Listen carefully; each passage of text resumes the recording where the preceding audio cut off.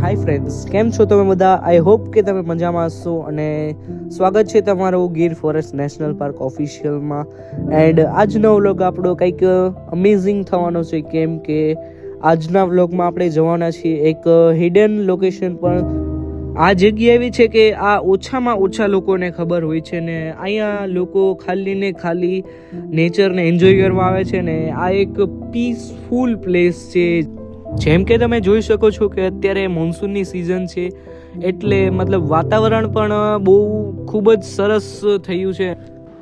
અમે અમારા મિત્રો સાથે આવ્યા છીએ, ભાવેશભાઈ, જીગરભાઈ અને અભયભાઈ સાથે.